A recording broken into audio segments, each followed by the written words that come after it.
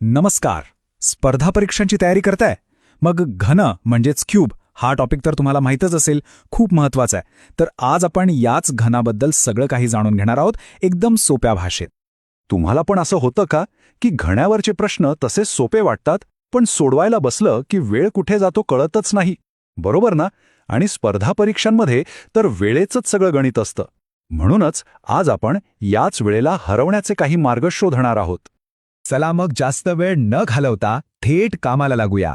आपण काही अशा जबरदस्त सुपर ट्रिक्स शिकणार आहोत की ज्या वापरून तुम्ही इतरांपेक्षा 2 पावलं पुढे असाल, गॅरंटी. पण थांबा, कोणत्याही ट्रिकवर उडी मारण्याआधी आपल्याला त्याचा पाया पक्का करावा लागेल, बरोबर? तर आधी अगदी बेसिकपासून सुरुवात करूया. घन म्हणजे नेमकं काय हे समजून घेऊया. ओके, तर घन म्हणजे काय? अगदी सोपं आहे. डोळ्यासमोर एक सापशिडीचा फासा आणा, तो एक परफेक्ट घन आहे. म्हणजे काय?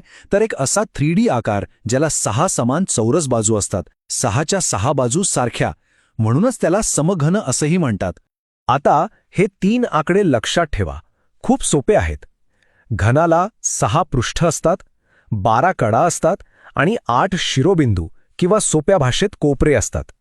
हे आकडे महत्त्वाचे आहेत कारण आपली सगळी सूत्र याच 3 गोष्टींवर आधारलेली आहेत. चला आता येऊया सगळ्यात महत्त्वाच्या भागाकडे, म्हणजे सूत्र. ही सूत्र म्हणजे तुमची हत्यारं आहेत जी तुम्हाला कोणत्याही प्रश्न सोडवण्यासाठी लागतील. तर लक्ष देऊन ऐका. पहिलं आणि सगळ्यात बेसिक सूत्र आहे घनफळ म्हणजेच व्हॉल्यूम. हे काढायचं असेल तर फक्त बाजूचा घन करायचा. आपण बाजूला ए म्हणूया, तर सूत्र झालं ए क्यूब किंवा ए गुणिले ए गुणिले ए. पुढचं सूत्र आहे एकूण पृष्ठफळ. आता बघा, आपण मगाशीच पाहिलं की घनाला 6 समान पृष्ठ असतात, बरोबर? एका चौरस पृष्ठाचं क्षेत्रफळ असतं ए स्क्वेअर. मग 6 पृष्ठांचं किती झालं? Simple, 6a square. आहे का नाही सोपं? आणि तिसरं सूत्र आहे कर्ण किंवा डायगोनल. आता हे कुठे कामी येतं? समजा तुम्हाला प्रश्न विचारला की एका बॉक्समध्ये सर्वात लांब दांडा कसा ठेवता येईल, तर त्या दांड्याची लांबी म्हणजे त्या घनाचा कर्ण, आणि ते काढायचं सूत्र आहे a√3. ठीक आहे, सूत्र तर आपल्याला कळाली, पण परीक्षेमध्ये खरा खेळ असतो वेळेचा. आता आपण त्या सिक्रेट हत्यारांबद्दल बोलूया, ज्याला आपण म्हणतोय सुपर ट्रिक्स. या तुम्हाला इतरांपेक्षा खूप पुढे नेतील. तर इथे 2 महत्त्वाच्या ट्रिक्स आहेत, लक्ष द्या. पहिली ट्रिक, जर बाजू n पट वाढली तर लक्षात ठेवा पृष्ठफळ n स्क्वेअर पटीने वाढतं आणि घनफळ n क्यूब पटीने वाढतं. दुसरी ट्रिक आहे टक्केवारीची. जर बाजू x टक्क्यांनी वाढली तर पृष्ठफळात होणारी वाढ काढण्यासाठी एक सोपं सूत्र आहे x अधिक x अधिक x स्क्वेअर भागिले 100. ह्या ट्रिक्समुळे मोठमोठी गणितं करायची गरजच पडत नाही. चला आता नुसतं बोलून उपयोग नाही. या ट्रिक्स आणि सूत्र खरंच कामाला येतात का ते आपण काही प्रत्यक्ष उदाहरणं सोडवून बघूया, म्हणजे सगळं डोक्यात फिट बसेल. हा बघा, पहिला प्रश्न. इथे आपल्याला एकूण पृष्ठफळ दिलंय जे आहे 150 चौरस सेंटीमीटर आणि विचारलंय घनफळ. म्हणजे इथे आपल्याला सरळ नाही तर उलटं जायचं आहे. घाबरू नका, खूप सोपं आहे. आधी आपण पृष्ठफळाचं सूत्र वापरू. 6a स्क्वेअर बरोबर 150. यावरून a स्क्वेअर आलं 25, म्हणजे बाजू a मिळाली 5 सेंटीमीटर. आता काय, एकदा बाजू मिळाली की घनफळ काढणं अगदी सोपं. 5चा घन किती? बरोबर 125 घन सेंटीमीटर. ओके, पुढचा प्रश्न बघा. हा प्रश्न खास आपल्या ट्रिकसाठीच बनवला आहे. प्रश्न आहे की जर घनाची बाजू दुप्पट केली तर घनफळात किती पट वाढ होईल? आता इथे मोठं गणित करत बसायचं नाही. आपली ट्रिक आठवा.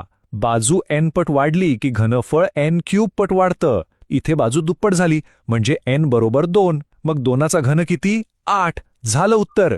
बघा, 5 सेकंदात उत्तर आलं. हा आहे ट्रिकचा फायदा. चला आता टक्केवारीचं एक उदाहरण बघूया. जर घनाची बाजू 10% वाढवली तर त्याच्या एकूण पृष्ठफळात किती टक्के वाढ होईल? याच्यासाठी पण आपल्याकडे एक भन्नाट ट्रिक आहे. आपली टक्केवारीची ट्रिक काय होती? x अधिक x अधिक x स्क्वेअर भागिले 100. इथे x म्हणजे 10, तर मग चला किमती टाकूया. 10 अधिक 10 झाले 20 आणि 10चा वर्ग 100 भागिले 100 म्हणजे 1, तर 20 अधिक 1 झाले 21%. बघा, कोणतीही मोठी आकडेमोड न करता सरळ उत्तर मिळालं. तर आतापर्यंत आपण घनाची ओळख करून घेतली, त्याची महत्वाची सूत्र बघितली आणि सगळ्यात भारी म्हणजे वेळ वाचवणाऱ्या 2 सुपर ट्रिक्स पण शिकलो. चला तर मग जाण्याआधी या सगळ्याची एक क्विक रिव्हिजन करूया. तर आजच्या चर्चेतून आपल्याला काय लक्षात ठेवायचं आहे? फक्त 5 गोष्टी, 3 सूत्र. घनफळासाठी a³ पृष्ठफळासाठी 6a² आणि कर्णासाठी a√3 आणि 2 ट्रिक्स, एक n-पट वाढीसाठी आणि दुसरी टक्केवारीच्या वाढीसाठी. ही 5 हत्यारं तुमच्याकडे असली की घनावरचा कुठलाही प्रश्न अवघड वाटणार नाही. आणि हो, जाता जाता तुमच्यासाठी एक छोटासा चॅलेंज. जरा विचार करा, असा एक घन आहे ज्याच्या घनफळाचा आकडा आणि एकूण पृष्ठफळाचा आकडा सारखाच आहे, तर त्या घनाची बाजू किती असेल? डोकं चालवा, आज शिकलेली सूत्र वापरा आणि याचं उत्तर नक्की शोधून काढा.